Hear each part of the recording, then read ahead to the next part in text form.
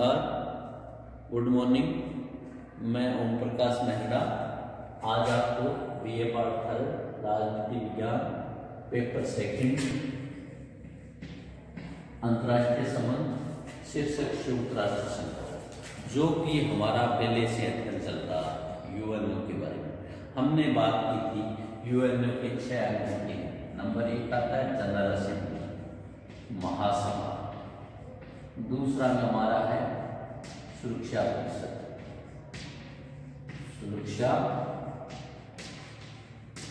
परिषद, तीसरा है न्यास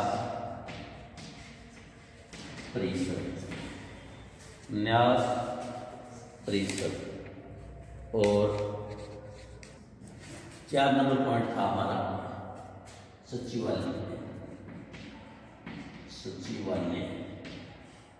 5 नंबर है आर्थिक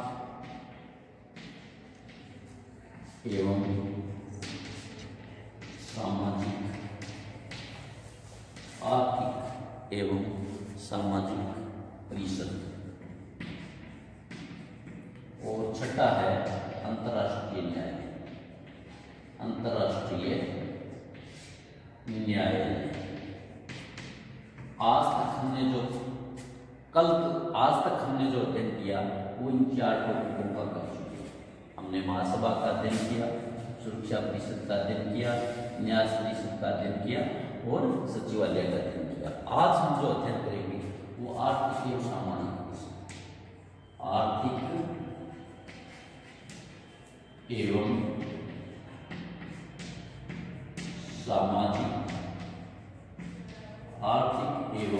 सामाजिक परिषद।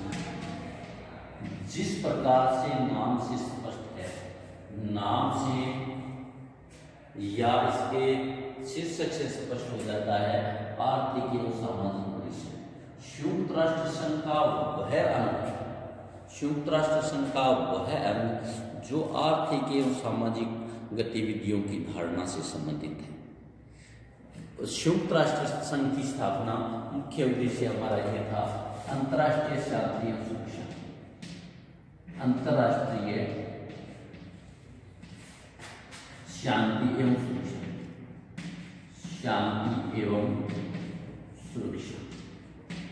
मुख्य जो उद्देश्य था अंतर्राष्ट्रीय शांति एवं सुरक्षा।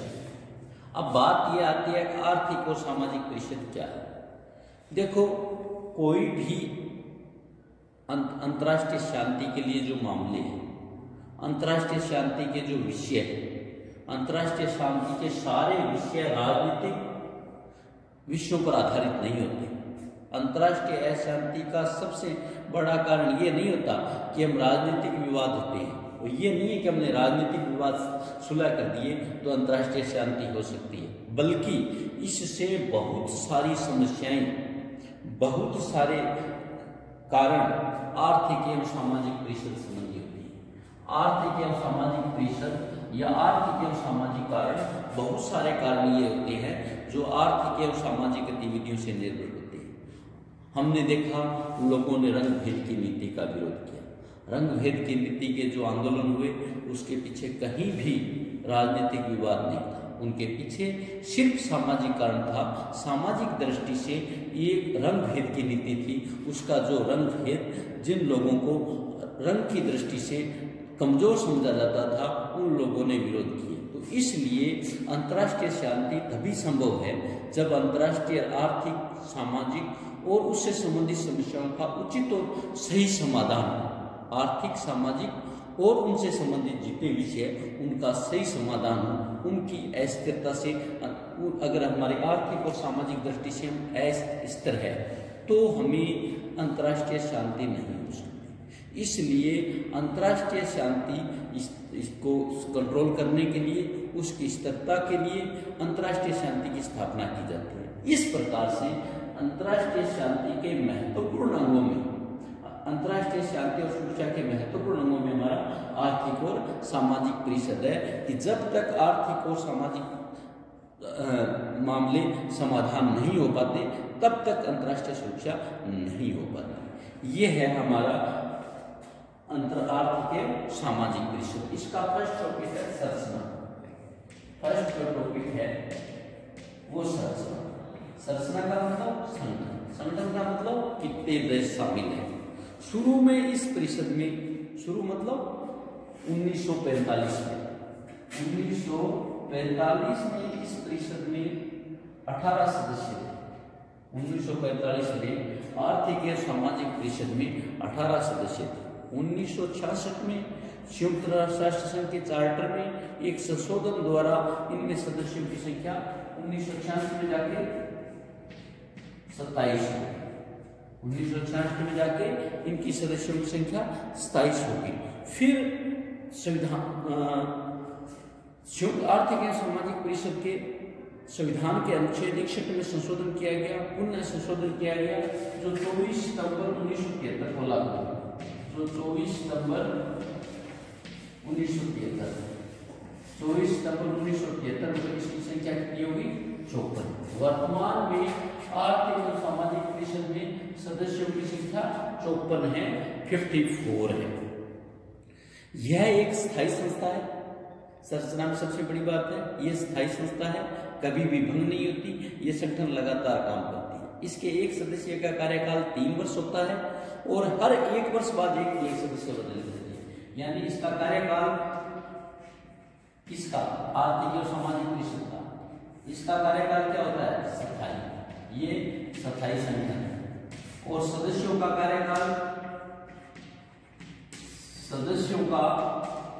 कार्यकाल 3 वर्ष होता है और हर 1 वर्ष बाद 1/3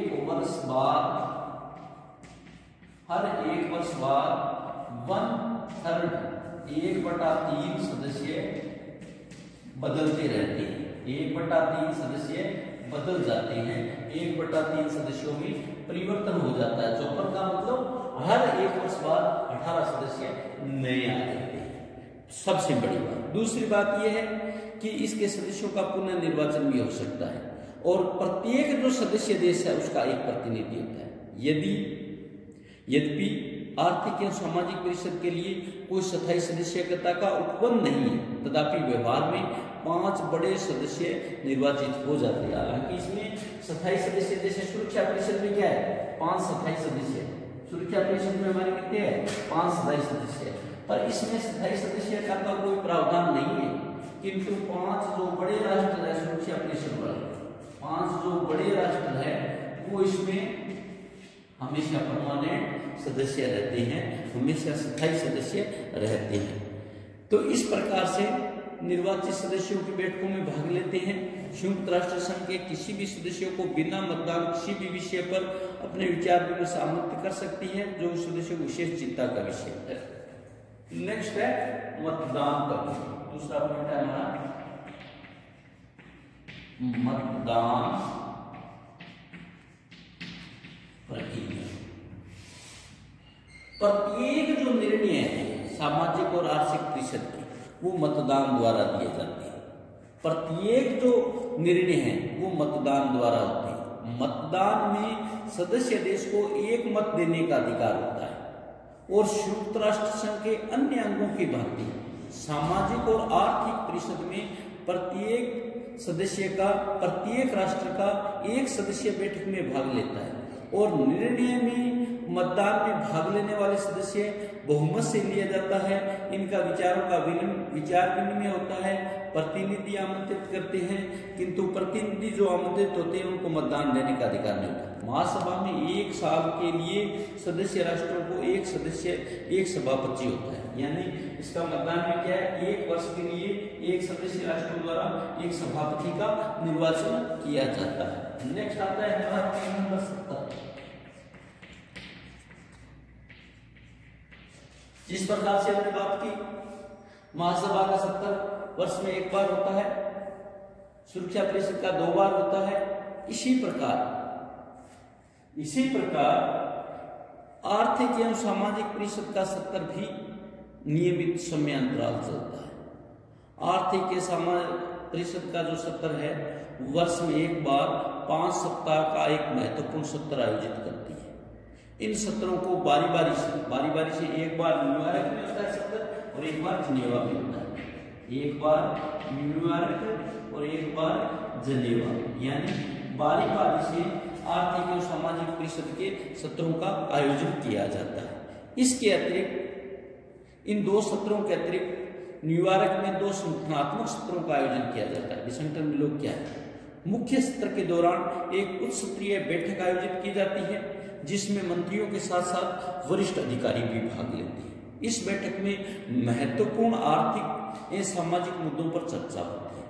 सामाजिक एवं आर्थिक परिषद पूरे वर्ष भर के दौरान चलने वाली उनकी सहायक संस्थाएं, आयोगों और समितियों द्वारा किया जाता है, जो नियमित अंतराल पर अपनी बैठकें आयोजित करते हैं और अपनी जो समितियां और आयोग है वो अपनी बैठकों की सूचना आर्थिक एवं सामाजिक परिषद को देते हैं। नेक्स्ट हमारा आता है कार्य और शक्ति। 3rd नंबर है कार्य एवं शक्तियां। आर्थिक एवं सामाजिक परिषद के कार्य क्या है, इस बारे में हमें बात करनी है। आर्थिक जैसा नाम से स्पष्ट है, सामाजिक और आर्थिक सुरक्षा, सामाजिक एवं आर्थिक परिषद, तो नाम के अनुसार यह मतलब आर्थिक एवं सामाजिक परिषद यह अंतर्राष्ट्रीय सामाजिक, सांस्कृतिक, शैक्षणिक, स्वास्थ्य संबंधी मामलों पर अध्ययन करती है और इस विषय में उस अध्ययन की जो रिपोर्ट आती है वह महासभा और सुरक्षा परिषद के विशेष अभिकरणों को सौंप देती है। विशेष अभिकरण आर्थिक से संबंधित आर्थिक अभिकरण, सामाजिक से संबंधित सामाजिक अभिकरण, सांस्कृतिक से संबंधित सांस्कृतिक अभिकरण और शैक्षणिक से संबंधित शैक्षणिक और स्वास्थ्य से संबंधित स्वास्थ्य। यानी अंतर्राष्ट्रीय क्या करता है, आर्थिक, सामाजिक, शैक्षणिक, आर्थिक, सामाजिक, शैक्षणिक, स्वास्थ्य तथा स्वास्थ्य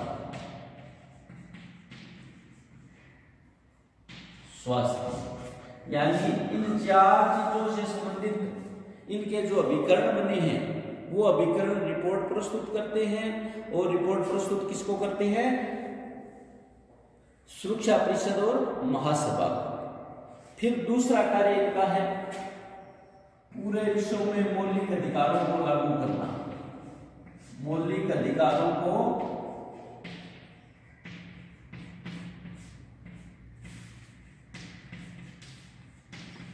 लागू करना। दूसरा जो इनका कार्य है पूरे विश्व में मौलिक अधिकारों को लागू करना। मौलिक अधिकार मतलब मानवीय अधिकार, मानवीय अधिकार का आदर करना और लागू करना। तीसरा इनका है क्षमता के अंतर्गत, इसकी जो क्षमता है उसके अंतर्गत आने वाले विषयों से संबंधित अभिसमय है, अभिसमयों के आलेख महासभा को प्रस्तुत करना। चौथा जो इनका कार्य है संयुक्त राष्ट्र निर्धारित नियमों के अनुसार अपनी क्षमता के अंतर्गत आने वाले विषयों से संबंधित सम्मेलन बुला सकता है।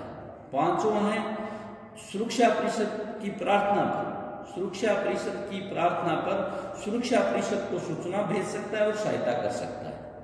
छठा है आर्थिक एवं सामाजिक परिषद की स्थितियों के पालन हेतु यह सब कार्य संपादित करता है।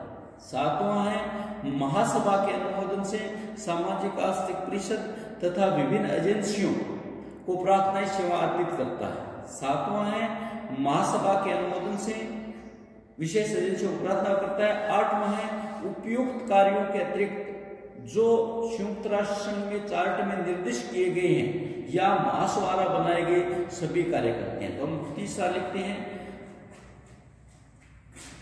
आलेख महासभा को भेजना। इसके जो अभिसमय सारे आलेख महासभा को प्रस्तुत करना। किसका आलेख है? आर्थिक और सामाजिक कार्य संबंधी अभिकरणों का। चौथा है अपने क्षमता से संबंधित या अपने संबंधित, अपने मतलब इससे संबंधित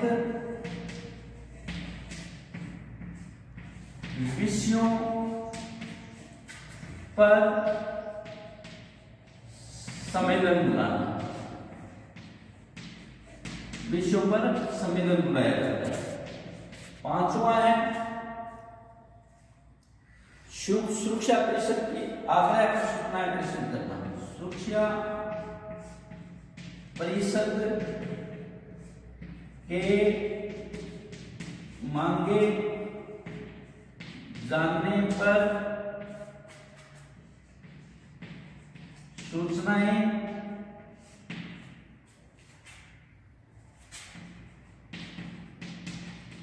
प्रेषित करना। छठा है सामाजिक और आर्थिक परिषद से संबंधित सदस्यों तथा विशिष्ट एजेंसियों की प्रार्थना पर सेवाएं अर्पित करना। आर्थिक और सामाजिक परिषद से संबंधित सेवाएं, आर्थिक एवं सामाजिक परिषद से संबंधित सेवाएं प्रेषित करना।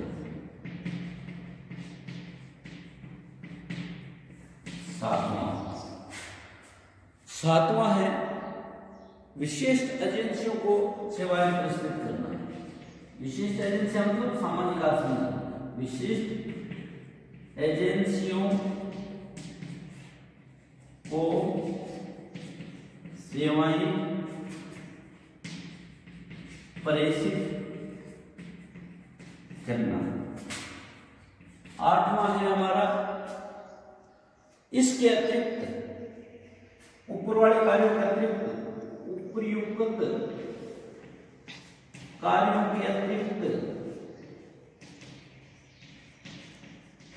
अतिरिक्त महासभा व सुरक्षा परिषद द्वारा बनाए गए सभी कार्य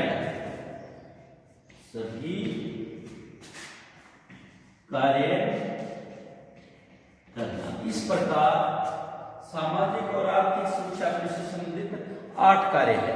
सामाजिक और आर्थिक सुरक्षा से संबंधित 8 कार्यों का सामाजिक आर्थिक प्रशासन करती है अंतर्राष्ट्रीय सुरक्षा एवं आर्थिक और सामाजिक परिषद। आर्थिक और सामाजिक परिषद के 8 कार्य। नेक्स्ट है हमारा आर्थिक और सामाजिक कार्य का मूल्यांकन। आर्थिक एवं सामाजिक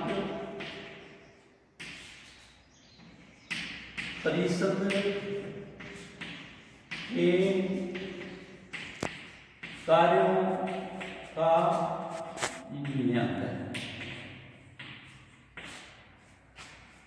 हम इसके कार्यों की बात करते हैं। आर्थिक या सामाजिक परिषद ने विगत वर्षों में अनेक सराहनीय कार्य किए। इसकी विशिष्ट एजेंसियों द्वारा एशिया महाद्वीप, अफ्रीका महाद्वीप, लैटिन अमेरिका के देशों में तकनीकी सहायता तथा मानवीय अधिकारों की घोषणा इसकी प्रमुख सफलताएं हैं। जहां जहां मानवीय अधिकारों की घोषणा नहीं थी, एशिया, लैटिन अमेरिका और अफ्रीका के देशों में, वहां ये इसकी प्रमुख सफलताएं थी। यह संस्था संयुक्त राष्ट्र संघ की तुलना में अधिक व्यापक और जन कल्याणकारी संस्था बना देती है। शरणार्थियों को, राज्य विहीन व्यक्तियों को, ट्रेड यूनियनों के अधिकारों को, दासता और बेगार लेने संबंधी समाज विधि कार्यों में यह परिषद में विचार विमर्श होता है। परिषद में एक प्रस्ताव द्वारा किसी भी राष्ट्रीय, नस्ली, धार्मिक समुदाय को पूर्णतः समाप्त करने के प्रयास को अवैध घोषित कर दिया है। आर्थिक तथा प्राविधिक सहायता योजनाओं में पिछड़े हुए राष्ट्रों का विकास इस परिषद का मुख्य उद्देश्य है। आर्थिक दृष्टि से अभावग्रस्त जातियों, समुदायों के सामाजिक स्तर को ऊपर उठाया जाता है। परिषद द्वारा अर्ध विकसित देशों को विशेषज्ञों का सहयोग प्रदान किया जाता है। साथ ही उन्हें यंत्रों, उपकरणों, आवश्यक वस्तुओं को खरीदने के लिए आर्थिक सहायता उपलब्ध करवाया जाता है। आर्थिक एवं सामाजिक परिषद के आधुनिक पद्धतियों के उत्पादन बढ़ाने में सहयोग देकर गरीबी निवारण में सहयोग देती है। आवश्यक उपकरणों, यंत्रों, भवनों, सड़कों, बंदरगाहों को उपलब्ध करवाकर व्यापार और कृषि उन्नति के लिए प्रयास करती है, जिसमें भारत और एशिया के देशों को विशेष सहयोग हुआ है। संक्षेप में हम यह कह सकते हैं कि आर्थिक एवं सामाजिक परिषद ने एक विश्व कल्याणकारी परिषद के रूप में कार्य किया है। इसने विश्व को अभाव, दरिद्रता, रोग, निरक्षरता से मुक्ति दिलाने का कार्य किया। इससे 1948 में मानव अधिकारों की घोषणा की। 1952 में राजनीतिक अधिकारों से संबंधित सम्मेलन को बुलाया गया।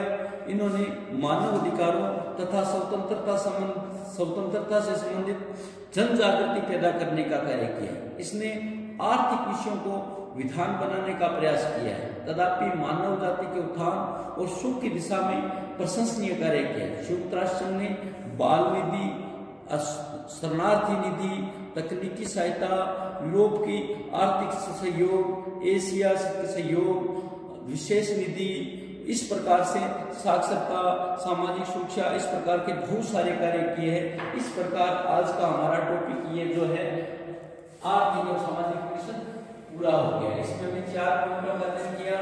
नंबर 1 संरचना का अध्ययन किया, नंबर 2 मतदान प्रक्रिया का अध्ययन किया, नंबर 3 सत्र का किया, नंबर 4 कार्य एवं शक्तियों का अध्ययन किया, नंबर 5 आर्थिक और सामाजिक परिषद का मूल्यांकन। इन 5 पॉइंटों का हमने अध्ययन किया, जिसमें मुख्य बात ये निकलती है कि इसका मुख्य कार्य है आर्थिक और सामाजिक कार्य करना। आर्थिक और सामाजिक कार्य नहीं करने से आर्थिक और राजनीतिक जो संयुक्त राष्ट्र का मुख्य उद्देश्य था अंतर्राष्ट्रीय शांति और सुरक्षा, वो सिर्फ राजनीतिक गतिविधियों या राजनीतिक मामलों को समझाने से ही नहीं पूरी हो सकती। हमें अंतर्राष्ट्रीय शांति और सुरक्षा के लिए कार्य करना है। जो संयुक्त राष्ट्र का ये कार्य मुख्य कार्य करता है, जिसने नस्ल भेद, जातिवाद, साक्षरता, बहुत सारे क्षेत्रों में विगत 70 वर्षों में कार्य किया है। थैंक यू, धन्यवाद।